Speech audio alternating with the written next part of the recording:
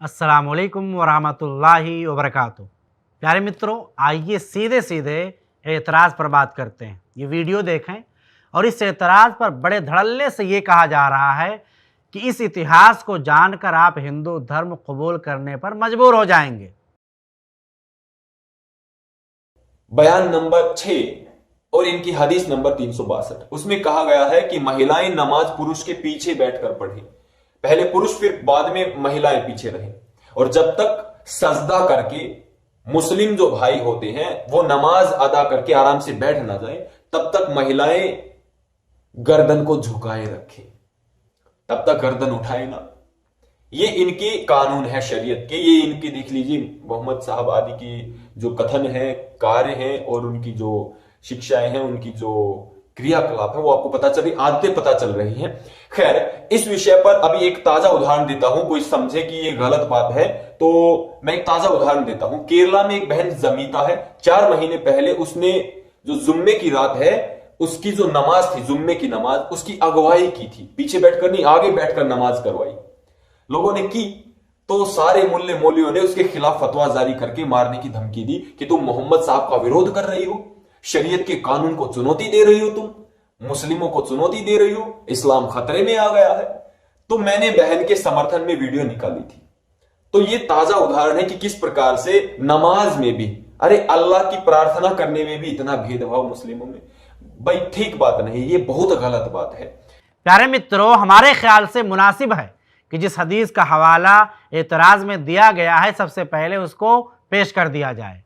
सही बुखारी हदीस नंबर 362 में है, यानी कई आदमी नबी करीम सल्लल्लाहु अलैहि वसल्लम के साथ बच्चों की तरह अपनी गर्दनों पर इज़ारें बांधे हुए नमाज पढ़ते थे, और औरतों को आपके ज़माने में हुक्म था कि अपने सरों को सजदे से उस वक्त तक ना उठाएं जब तक मर्द सीधे होकर बैठ ना जाएं, ताकि कहीं ऐसा ना हो कि मर्द कहीं ज़रा बेपर्दगी के आलम में हो और औरतों की नज़र पड़ जाए।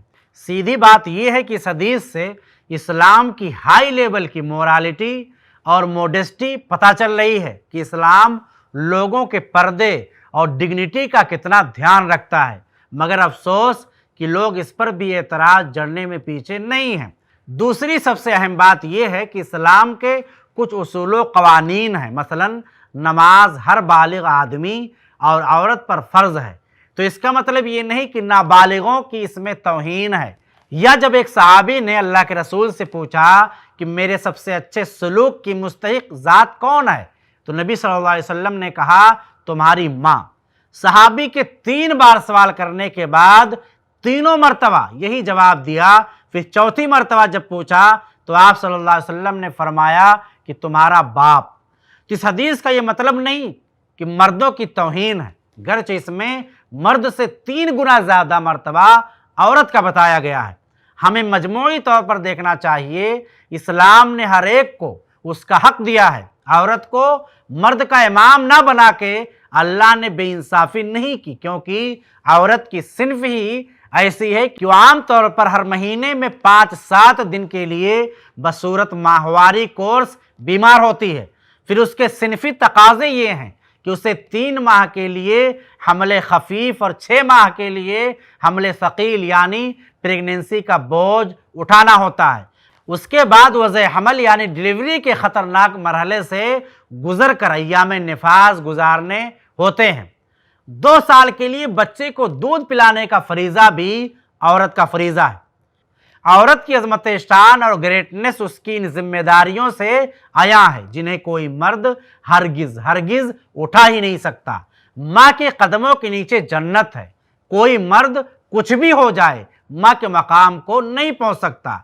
इसी तरह औरत की नमाज उसके घर में बेहतर बताई गई है, तो जाहिर सी बात है कि वो मस्जिद जाकर मर्दों की इमामत करे। ये अजीब बात है। हकीकत यह है कि इस्लाम का नज़रिया मसावात इक्वालिटी का नहीं बल्कि अदल व इंसाफ जस्टिस का है। मसावात का तकाजा है कि हर इंसान को आपस में हर जगह बराबर बराबर ठहराया जाए। इससे ये मसावात बाज़ जगह जुल्म बन जाती है। कई लोगों ने यह नारा लगाया कि मर्द और औरत के दरमियान कौन सा फ़र्क है।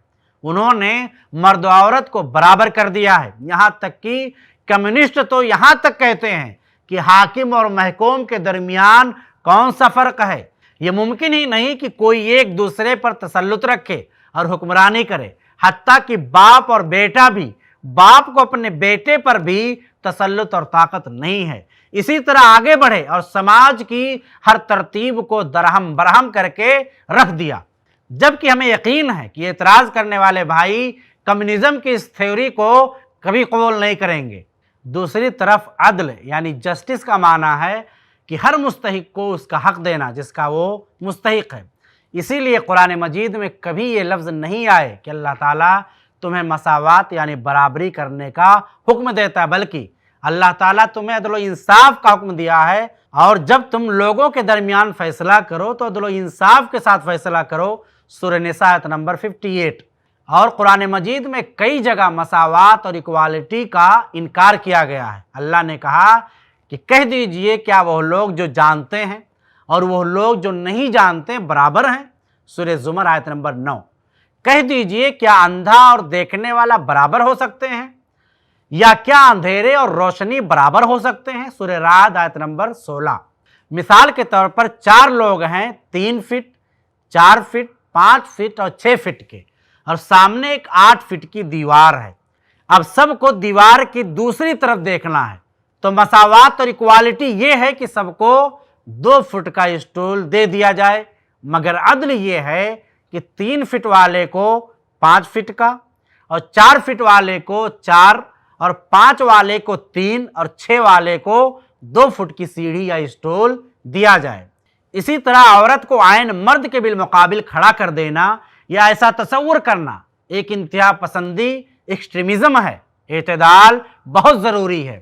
یہاں کچھ معاملات ایسے ہیں جن میں عورت اور مرد برابر نہیں ہو سکتے، جس طرح فوج کا سپاہی اور جرنیل، یا سلطنت کا بادشاہ اور رعایا، یا ملک کا وزیر اعظم اور عوام ایک پلڑے میں برابر نہیں ہو پاتے، اسی طرح عورت اور مرد کے منصب میں بھی تھوڑا بہت فرق فطرت نے رکھا ہے۔ عورت اور مرد نیچرلی ایک دوسرے سے تھوڑے الگ ہیں۔ اب آئیے بات کرتے ہیں کیرلا میں مردوں کی امامت کرنے والی عورت کی۔ تو سب سے پہلے ہم یہ بتا دیں کہ ایک عورت صرف عورتوں کی امامت کر سکتی ہے، اسلام نے اس کی اجازت دی ہے۔ اسی طرح سے دوسری بات یہ کہ یہ کہنا کہ سبھی ملے مولویوں نے اس عورت پر فتوے اور جان سے مارنے کی دھمکیاں دینا شروع کر دیا تھا، اس بات کو کامن سینس ہی غلط کہتی ہے۔ کسی ایک بھی مستند مفتی نے اس کو دھمکی نہیں دی۔ اعتراض کرنے والے بھائی کبھی اس کا ثبوت نہیں پیش کر سکتے۔ بھگوا دوپٹے میں نماز کی امامت کرنے والی عورت جمیدہ پیشے سے ٹیچر ہے۔ اس سے متعلق تفصیلات کو جاننے سے پتہ چلتا ہے کہ ایک منکر حدیث یعنی حدیث کو نہ ماننے والی بددین عورت ہے۔ یہ قرآن و سنت نام کی جس سوسائٹی کی چیف ہے، اس کے بانی پی کے محمد ابو الحسن چکنور مولوی تھے۔ یہ عربی کے اسکالر تھے۔ کیرل کے ملا پورم میں 1936 میں پیدا ہوئے۔ چکنور مولوی ابتدا ہی سے منکر حدیث تھے۔ کالج کے دور ہی سے وہ صرف قرآن کو ماننے کی بات کہتے تھے اور احادیث کو ماننے سے انکار کرتے تھے۔ انہوں نے سب سے پہلے دن میں 5 وقت پڑھی جانے والی نمازوں کو 3 بتایا تھا۔ ان کی قرآن و سنت سوسائٹی سے تربیت پا کر جمیدہ نے بھی انکار حدیث کا نظریہ اپنایا۔ جمیدہ کا کہنا ہے کہ نماز 5 وقت کی نہیں 3 وقت کی ہوتی ہے، صبح شام اور رات کے وقت ادا کی جاتی ہے۔ ایک رکعت میں صرف ایک ہی مرتبہ سجدہ ہوتا ہے۔ یہ عورت اسلام سے بالکل جاہل ہے۔ اس کو اتنا بھی نہیں پتا کہ رکوع سے اٹھتے ہوئے سمیع اللہ لمن حمیدہ کہا جاتا ہے، نہ کہ اللہ اکبر۔ ایک ایسی عورت جو اسلام کی بیسک چیزیں بھی نہ جانتی ہو، اس کے ذریعہ 10 طرح کے اعتراضات کرنا کہاں کا انصاف ہے۔